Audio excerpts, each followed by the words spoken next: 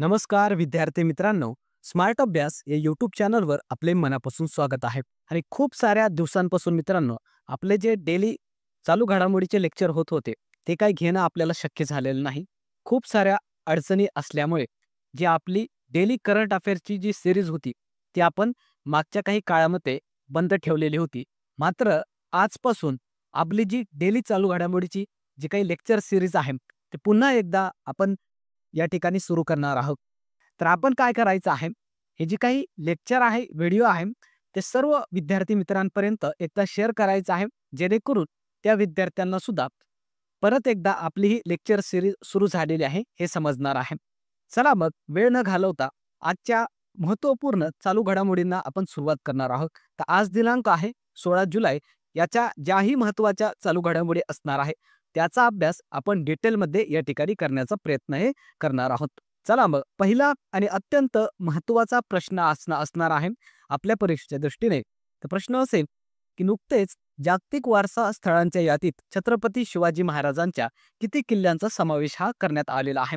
अत्यंत महत्त्वाचा हा प्रश्न आपल्या परीक्षेसाठी. यावर येणाऱ्या परीक्षांमध्ये हमखास प्रश्न हा दिसूनच येणार आहे. तर ऑप्शन्स या ठिकाणी देण्यात आले आहेत. याचं योग्य उत्तर असणार आहे ऑप्शन नंबर बी. एकूण 12 असे किल्ले आहेत छत्रपती शिवाजी महाराजांचे, ज्याला जागतिक वारसा स्थळांच्या यादीमध्ये समावेश करून घेण्यात आलेला आहे. तर त्याविषयी काही पॉइंट्स लक्षात ठेवायचे आहेत. तर छत्रपती शिवाजी महाराजांचे जे 12 किल्ले आहेत, त्याला जागतिक वारसा स्थळांच्या यादीमध्ये समाविष्ट करून घेण्यात आलेला आहे. आणि त्या 12 किल्ल्यांना जे काही समाविष्ट करून घेण्यात आलेलं आहे, त्याला नाव देण्यात आलेलं आहे Maratha military landscape of India. हे नाव आपल्याला लक्षात ठेवायचं आहे. हे परीक्षेमध्ये आपल्याला विचारलं जाऊ शकतं. यासोबतच हे भारतामध्ये 44व्या क्रमांकाचं वारसा स्थळ बनलेलं आहे. आणि हे जे काही जागतिक वारसा स्थळ असतात, त्याला मान्यता कोणाकडून दिली जाते, तर त्याला मान्यता ही युनेस्कोकडून दिली जाते. हे सुद्धा आपण लक्षात ठेवायचं आहे. त्यासोबतच हे जे काही शिवाजी महाराजांचे 12 किल्ले आहेत, ते कोणकोणते आहेत ते आपल्याला लक्षात ठेवायचे आहेत. हमखास यावर प्रश्न हा विचारला जाणार म्हणजे जाणार. तर महाराष्ट्रामध्ये 11 किल्ले आहेत आणि तामिळनाडूमध्ये जिंजीचा जो एक किल्ला आहे, असे एकूण 12 किल्ले आहेत, ज्याला की जागतिक वारसा स्थळांमध्ये समाविष्ट करून घेण्यात आलेला आहे. तर कोणकोणते हे किल्ले आहेत ते आपण या ठिकाणी पाहणार आहोत.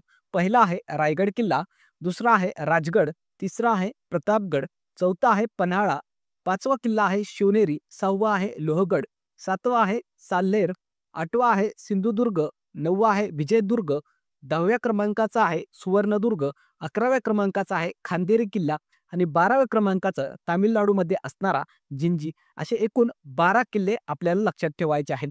त्यासोबतच आपल्याला हे सुद्धा लक्षात ठेवायचं आहे की महाराष्ट्रामध्ये जे जागतिक वारसा स्थळे आहेत, त्याची संख्या आता एकूण 7 एवढी झालेली आहे. अगोदर 6 होते, आता त्यांची संख्या 7 झालेली आहे.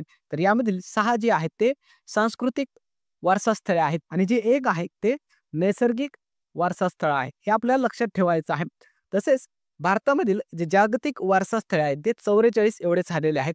हे आकडा सुद्धा आपल्याला लक्षात ठेवायचा आहे. आणि जी काही नुकतंच जुलै 2025 या महिन्यामध्ये जागतिक वारसा स्थळे जे नवीन घोषित झालेले आहे, त्याची आकडेवारी सुद्धा आलेली आहे. ते सुद्धा आपण लक्षात ठेवायचं आहे. तर जगातील एकूण वारसा स्थळे आता 1243 एवढी झालेली आहेत. जगातील सर्वाधिक वारसा स्थळे इटली या देशामध्ये झालेली आहे. त्याची संख्या आहे 61. भारतामधील वारसा स्थळे 44 एवढी झाली आहे. भारतातील सर्वाधिक वारसा स्थळे आपल्या महाराष्ट्रामध्ये आहेत.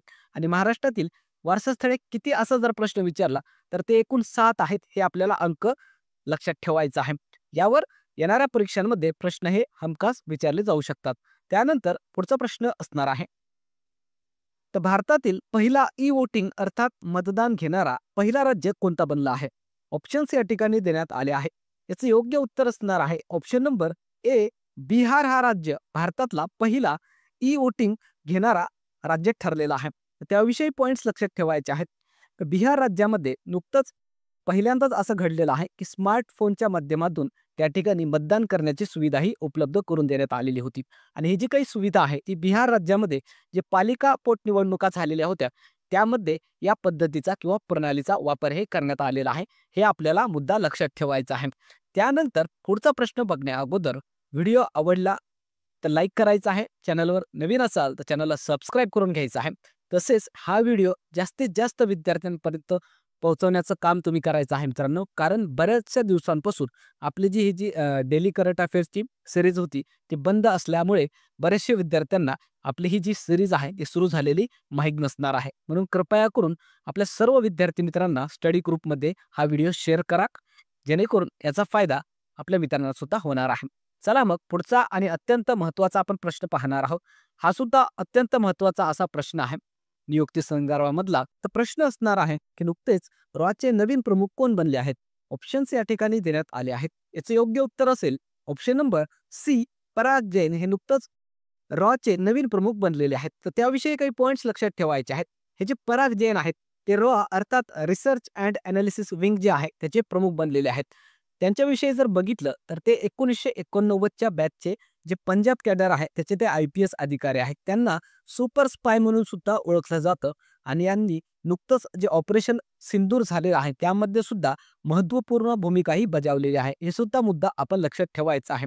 तसेच जे रॉ आहे त्याविषयी काही पॉइंट्स लक्षात ठेवा. याचं लॉंग फॉर्म असतं रिसर्च अँड अनालिसिस विंग. याची स्थापना 21 सप्टेंबर 1968 साली झालेली आहे.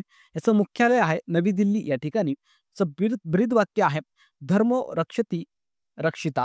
तसेच आपल्याला इतर काही महत्त्वाच्या नियुक्त्या सुद्धा लक्षात ठेवायच्या आहेत, ज्या वारंवार आपल्या परीक्षांमध्ये विचारल्या जातात. तर राष्ट्रीय महिला आयोगाच्या अध्यक्षा बनल्या आहे विजया रहाटकर. महाराष्ट्र राज्य महिला आयोगाच्या अध्यक्षा आहेत रुपाली चाकणकर. UPSCचे नवीन अध्यक्ष आहेत अजय कुमार आणि भारताचे 52व्या क्रमांकाचे सरन्यायाधीश बनले आहेत भूषण गवई. तर हे आपल्याला महत्त्वाच्या ज्या नियुक्त्या आहेत त्या लक्षात ठेवणं गरजेचं आहे. त्यानंतरचा प्रश्न असेल नुकतेच कोणत्या भारतीय भालाफेकपटूने जागतिक क्रमवारीत प्रथम क्रमांक पटकावला आहे? ऑप्शन्स या ठिकाणी आपण दिले आहे. याचे योग्य उत्तर असेल ऑप्शन नंबर बी, नीरज चोप्रा. हा भारतीय भालाफेकपटू जो आहे तो जागतिक क्रमवारीमध्ये प्रथम क्रमांकावर आलेला आहे. हा सुद्धा अत्यंत महत्त्वाचा प्रश्न आहे. क्रीडा क्षेत्राशी संबंधित हा प्रश्न स्टार करून ठेवायचा आहे. त्याविषयी काही पॉइंट्स लक्षात ठेवायचे आहेत. तर भारताचा जो भालाफेकपटू आहे नीरज चोप्रा तो 1445 गुणांसह भालाफेकमध्ये जगामध्ये प्रथम क्रमांकावर आलेला आहे. त्याने नुकतंच जो ग्रेनेडा या देशाचा अँडरसन पीटर्स आहे त्याला मागे टाकलेला आहे आणि जगामध्ये तो भालाफेकमध्ये प्रथम क्रमांकावर आलेला आहे. हे आपल्याला लक्षात ठेवायचं आहे. तसेच जगामधील जे टॉपचे 4 खेळाडू आहेत जागतिक रँकिंगमध्ये त्यांचे नावं लक्षात ठेवायचे आहेत. पहिला आहे भारताचा नीरज चोप्रा, दुसरा आहे ग्रेनाडाचा अँडरसन पीटर्स आणि जर्मनीचा आहे ज्युलियन वेबर तिसऱ्या क्रमांकावर आणि चौथ्या क्रमांकावर पाकिस्तानचा अरशद नदीम. त्यानंतर पुढचा प्रश्न असेल नुकतेच कोणत्या देशाच्या सर्वोच्च नागरी सन्मानाने पंतप्रधान नरेंद्र मोदी यांना सन्मानित करण्यात आले आहे? ऑप्शन्स या ठिकाणी आपण दिले आहेत. याचं योग्य उत्तर असेल ऑप्शन नंबर ए, नामिबिया या देशाचा सर्वोच्च नागरी सन्मान आपल्या देशाचे जे पंतप्रधान आहेत नरेंद्र मोदी यांना देण्यात आलेला आहे. त्याविषयी काही पॉइंट्स लक्षात ठेवायचे आहेत. तर या सन्मानाचं नाव लक्षात ठेवायचं आहे order of the most ancient welwitschia mirabilis. आणि हे जे काही पुरस्कार आहे ते पंतप्रधान नरेंद्र मोदी यांना मिळालेला 27व्या क्रमांकाचा आंतरराष्ट्रीय सन्मान आहे. आणि एवढे जास्त म्हणजेच सर्वाधिक 27 आंतरराष्ट्रीय पुरस्कार मिळणारे किंवा सन्मान मिळणारे जगामधील प्रथम क्रमांकाचे हे नेते बनलेले आहेत नरेंद्र मोदी. हे सुद्धा आपण लक्षात ठेवायचं आहे. त्यानंतरचा प्रश्न असेल महाराष्ट्राचे नवीन मुख्य सचिव म्हणून कोणाची नियुक्ती करण्यात आली आहे? ऑप्शन्स या ठिकाणी देण्यात आले आहे. याचे योग्य उत्तर असेल option number A, Rajesh Kumar Meena हे महाराष्ट्र राज्याचे नवीन मुख्य सचिव बनलेले आहेत. ही एक महत्त्वाची नियुक्ती आहे आपल्या राज्याशी संबंधित. ते आपल्याला लक्षात ठेवणं गरजेचं आहे. त्याविषयी पॉइंट्स लक्षात ठेवायचे आहेत. हे जे राजेश कुमार मीना आहेत ते महाराष्ट्र राज्याचे नवीन मुख्य सचिव बनलेले आहेत. ते 1988च्या बॅचचे IAS अधिकारी आहेत. आणि या अगोदर महाराष्ट्राचे मुख्य सचिव कोण होते असं जर प्रश्न विचारला तर त्यांचं सुद्धा नाव लक्षात ठेवायचं आहे. त्यांचं नाव आहे सुजाता सौनिक. यापूर्वी त्या महाराष्ट्र राज्याच्या मुख्य सचिव होत्या. त्यासोबतच महाराष्ट्राशी संबंधित महत्त्वाच्या नियुक्त्या लक्षात ठेवा. महाराष्ट्राच्या पोलीस महासंचालक आहेत रश्मी शुक्ला. महाराष्ट्र राज्याचे राज्य निवडणूक आयुक्त आहेत दिनेश वाघमारे आणि राज्य महिला आयोगाच्या अध्यक्ष आहेत रुपाली चाकणकर. त्यानंतरचा प्रश्न असेल क्रिकेटच्या तिन्ही प्रकारामध्ये शतक करणारी पहिली भारतीय महिला क्रिकेटपटू कोण बनली आहे? ऑप्शन्स या ठिकाणी देण्यात आले आहेत. याचे योग्य उत्तर असेल ऑप्शन नंबर बी, स्मृती मंधाना. क्रिकेटच्या तिन्ही प्रकारामध्ये शतक करणारी पहिली भारतीय महिला क्रिकेटपटू बनलेली आहे. त्याविषयी काही पॉइंट्स लक्षात ठेवायचे आहे. ही जी स्मृती मंधाना आहे, तिने क्रिकेटच्या तिन्ही प्रकारामध्ये अर्थात कसोटी असेल, एकदिवसीय आणि T20 क्रिकेटमध्ये तिने शतक करून दाखवलेलं आहे. अशी करणारी ही पहिली भारतीय महिला क्रिकेटपटू ठरलेली आहे. त्यासोबतच आपल्याला इतर 2 पॉइंट्स लक्षात ठेवायचे आहेत. जो रिषभ पंत आहे, भारताचा यष्टिरक्षक, त्याने क्रिकेटच्या कसोटी प्रकारामध्ये दोन्ही इनिंगमध्ये शतक केलेले आहेत आणि असा करणारा तो पहिला भारतीय यष्टिरक्षक बनलेला आहे. तसेच जो भारतीय गोलंदाज आहे जसप्रीत बुमराह, त्याने सेना देशांमध्ये 150 विकेट्स घेऊन तो पहिला आशियाई तसेच पहिला भारतीय क्रिकेटपटू बनलेला आहे. तर हे जे सेना देश आहेत ते कोणकोणते असतात, तर साऊथ आफ्रिका, इंग्लंड, न्यूझीलंड आणि ऑस्ट्रेलिया या 4 गटांमधील जे काही क्रिकेट संघ आहेत त्यालाच सेना असं संबोधलं जातं. ते आपल्याला लक्षात ठेवायचं आहे. त्यानंतरचा प्रश्न असेल, नुकतेच इराण व इस्रायल संघर्षाच्या पार्श्वभूमीवर इराण देशामध्ये अडकलेल्या भारतीयांना परत आणण्यासाठी कोणते ऑपरेशन राबवण्यात आले होते? ऑप्शन्स या ठिकाणी देण्यात आले आहे. याचं योग्य उत्तर असेल option number C, operation Sindhu. या ऑपरेशनद्वारे जे इराण आणि इस्रायलमध्ये जी काही संघर्षाची पार्श्वभूमी निर्माण झालेली होती, युद्धजन्य जी काही परिस्थिती झालेली होती, त्यामधून आपले भारतीय जे त्या ठिकाणी होते त्यांना परत आणण्यासाठीचं हे महत्त्वपूर्ण असं ऑपरेशन होतं, जे भारताद्वारे राबवण्यात आलेलं होतं. त्याविषयी पॉइंट्स लक्षात ठेवायचे आहे. तर ही जे काही ऑपरेशन आहे त्याचं नाव आहे ऑपरेशन सिंधू. इराण आणि इस्रायल या देशामध्ये जे काही युद्धाची परिस्थिती निर्माण झालेली आहे त्या ठिकाणाहून भारतीयांना परत आणण्यासाठीचं हे ऑपरेशन होतं आणि याद्वारे आतापर्यंत हजारो भारतीयांना परत सुद्धा आणण्यात आलेलं आहे. हे आपल्याला लक्षात ठेवायचं आहे. आणि हे जे काही ऑपरेशन आहे ते भारत सरकारने इराण आणि आर्मेनिया देशाची जी सरकार आहे त्याच्या सहयोगाने पूर्ण केलेलं आहे. हे सुद्धा पॉइंट आपण लक्षात ठेवायचं आहे. त्यासोबतच भारताचे इतर काही महत्त्वाचे ऑपरेशन जे आपल्या परीक्षांमध्ये विचारले जातात ते लक्षात ठेवायचे आहे. ऑपरेशन सिंदूर, जे पहलगाम दहशतवादी हल्ला झाला होता त्याचा बदला म्हणून पाकिस्तान विरुद्ध हे सैन्य कारवाई आपल्या भारताकडून करण्यात आलेली होती. ऑपरेशन गंगा, रशिया आणि युक्रेन या देशामध्ये जी युद्धात अडकलेले भारतीय होते त्यांना परत आणण्यासाठी हे ऑपरेशन राबवण्यात आलेलं होतं. ऑपरेशन कावेरी, सुदान देशामध्ये जे गृहयुद्ध सुरू झालेलं होतं त्यामध्ये जे अडकलेले भारतीय होते त्यांना परत आणण्यासाठीचं हे ऑपरेशन होतं. ऑपरेशन अजय, इस्रायल हमास युद्धामध्ये अडकलेल्या भारतीयांना परत आणण्यासाठीचं ऑपरेशन होतं. ऑपरेशन दोस्त, तुर्की आणि सिरियामध्ये जे भूकंप झालेलं होतं त्या ठिकाणच्या भूकंप पीडितांना मदतीसाठीचं हे ऑपरेशन. हे काही महत्त्वाचे ऑपरेशन्स आहेत जे आपल्या परीक्षेमध्ये विचारले जाऊ शकतात, ते आपण लक्षात ठेवायचे आहेत. त्या काही महत्त्वाच्या घडामोडी होत्या मित्रांनो, जे आपण डिटेलमध्ये या ठिकाणी पाहिलेले आहेत. त्यानंतर शेवटी आपण जसं होमवर्क क्वेश्चन देत होतो तसं एक होमवर्क क्वेश्चन तुमच्यासाठी अत्यंत महत्त्वाचा या ठिकाणी देण्यात आलेला आहे.